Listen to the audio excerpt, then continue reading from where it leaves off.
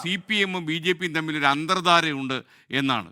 അപ്പോൾ ഇത് നിങ്ങൾ പരസ്പരം പോരടിക്കുമ്പോഴും ഈ അന്തർധാരയെക്കുറിച്ച് UDF ഇങ്ങനെ പറഞ്ഞുകൊണ്ടേയിരിക്കുന്നു. അങ്ങനെ ഒരു അന്തർധാരയുണ്ടോ? ഈ നൂറ്റാണ്ടിലെ ഏറ്റവും വലിയ കളവ് പ്രചരിപ്പിക്കാൻ ഈ രണ്ട് കൂട്ടർക്കും വിരുദ്ധമുണ്ട്. ഞാൻ ഒറ്റ കാര്യം പറയാം.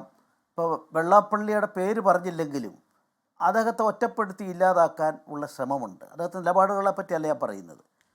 ഇത് മുസ്ലിം ലീഗ് അടിസ്ഥാനപരമായിട്ട് സ്വീകരിച്ച ഒന്നിൻ്റെ ഭാഗമാണെന്ന് ഞാൻ കരുതുകയാണ്.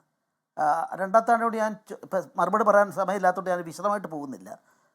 മുസ്ലിം ലീഗിൻ്റെ ചരിത്രം, മുസ്ലിം ലീഗ് ദശാസന്ധികളിലൂടെ എന്നൊരു പുസ്തകം ചന്ദ്രിക പബ്ലിഷ് ചെയ്തിട്ടില്ലേ? രണ്ടാമത്താണ് ഇപ്പോൾ വായിച്ചിട്ടുണ്ടോ? അത് ഒന്നാമത്തെ ചാപ്റ്ററിൻ്റെ ഹെഡിങ് എന്താ?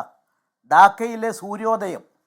1906 മുസ്ലിം ലീഗ് രൂപീകരിച്ചത്, രാജ്യത്തെ രണ്ടായി വെട്ടിമുറിച്ചത് ശരിയെന്നാണ് അതിൽ ഒന്നാമത്തെ അധ്യായം.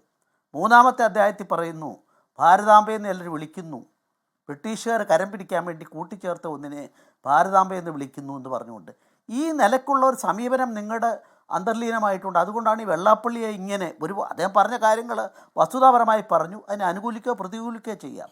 അതുപോലെ എനിക്ക് ചരിത്രം ഭൂതകാലം നോക്കണമെന്ന് പറഞ്ഞ എൻ്റെ CPM ബഹുമാനപ്പെട്ട മന്ത്രിയോട് പറയാനുള്ളത്, ഇന്ത്യക്ക് സ്വാതന്ത്ര്യം നൽകുമെന്ന് ഉറപ്പായപ്പം ക്യാബിനറ്റ് മിഷൻ ഇന്ത്യയിലേക്ക് വന്നു, തെളിവെടുത്തു.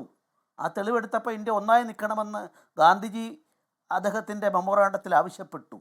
മറ്റൊരാൾ രണ്ടായി പാകിസ്ഥാനായി വിഭജിക്കണം. അന്ന് കമ്മ്യൂണിസ്റ്റ് പാർട്ടി കൊടുത്ത മെമ്മോറാണ്ടം എന്താ?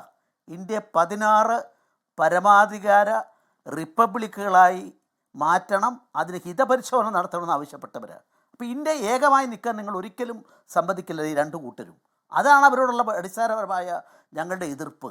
ഈ നിലയ്ക്ക് വരുന്ന അവസരത്തിൽ ഇന്നിവിടെ നടന്ന ചർച്ചയിൽ അദ്ദേഹത്തെ മോശക്കാരനാക്കി കാണിക്കുന്നതിനോട് എനിക്ക് യോജിപ്പില്ല.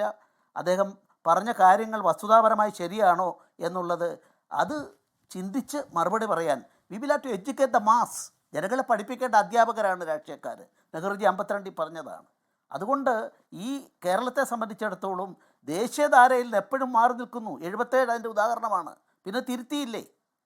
അതുപോലെ തന്നെ ശബരിമല കഴിഞ്ഞപ്പം ഒരൊറ്റ സീറ്റെങ്കിലും ഇടതുപക്ഷത്തിന് ആ കാലപ്പുഴ മാത്രം കിട്ടി. 2004 നിങ്ങൾ ആരും പ്രതീക്ഷിക്കാതെ, ഒരു പത്രക്കാരും പ്രവചിക്കാതെ ലക്ഷദ്വീപിലും അതുപോലെ തന്നെ മൂവാറ്റുപുഴയിലും വാജ്പേയിയുടെ കരങ്ങൾക്ക് ശക്തി നൽകാൻ വേണ്ടി വോട്ട് ചെയ്ത ജനങ്ങളാണ്. തൃശ്ശൂരിലും അത് തന്നെ സംഭവിച്ചു. ഒരു പ്രമുഖ ചാനൽ പറഞ്ഞ 3-ാം സ്ഥാനത്ത് സുരേഷ് ഗോപിയും BJP എന്നാണ് പറഞ്ഞത്. മാറ്റമുണ്ടാവും. ആ മാറ്റത്തിൻ്റെ സൂചനയാണ് തിരുവനന്തപുരവും അതുപോലെ 6 സീറ്റുണ്ടായിരുന്ന ഇവിടെ 13 സീറ്റ് ഈ കോഴിക്കോട് കിട്ടിയതും കൊല്ലത്ത് കിട്ടിയതും. അതുകൊണ്ട് ചുവരെഴുത്തുകൾ കൃത്യമായി വായിക്കുക. ദേശീയ ധാരയോടൊപ്പം നരേന്ദ്രമോദിയോടൊപ്പം ചേരാൻ കേരളം തയ്യാറായിരിക്കുന്നു.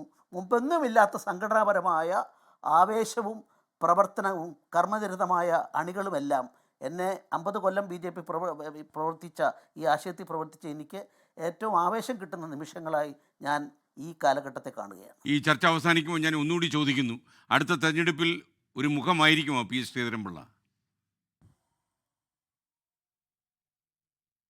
അല്ല, ഞാൻ എപ്പോഴും മുഖമാണല്ലോ. ഏത് സമയത്ത് വന്നിട്ടുള്ളപ്പോഴും ഞാൻ ഇതെല്ലാം പറയാം. മത്സരിക്കുമോ എന്ന് ഞാൻ രണ്ടായിട്ടൊക്കെ ചോദിക്കാം. മത്സരിക്കുമോ എന്നാണ് എൻ്റെ ചോദ്യം. അല്ല, മത്സരിക്കുന്ന കാര്യത്തെ സംബന്ധിച്ചിടത്തോളം ഞാൻ എൻ്റെ ഭാവിയെ സംബന്ധിച്ച് ഇപ്പോൾ ഗവർണർ സ്ഥാനം കഴിഞ്ഞ് വന്നു. എൻ്റെ മുമ്പിൽ 2-3 ഓപ്ഷൻസ് ഉണ്ട്. അതിലേത് ഓപ്റ്റ് ചെയ്യണമെന്നുള്ള കാര്യം ഞാൻ തീരുമാനിച്ചിട്ടില്ല. കുറഞ്ഞ 1-2 ആഴ്ചക്കുള്ളിൽ ഞാനത് തീരുമാനിക്കും. ഞാൻ മനസ്സിലാക്കുന്നത് ആ സാധ്യത അങ്ങ് തള്ളുന്നില്ല എന്നാണ്. അല്ല, അതങ്ങനെ അത് പത്രശൈലിയിലെ എൻ്റെ ആത്മമിത്രമായ താങ്കൾക്ക് ചോദിക്കാം. ഞാൻ ഒരിക്കലും ഇന്ന് വരെ അധികാരം എൻ്റെ പാർട്ടിയിൽ നിന്ന്, എൻ്റെ പ്രസ്ഥാനത്തിൽ നിന്ന് ഞാൻ ചോദിച്ചിട്ടില്ല, ചോദിക്കുകയുമില്ല.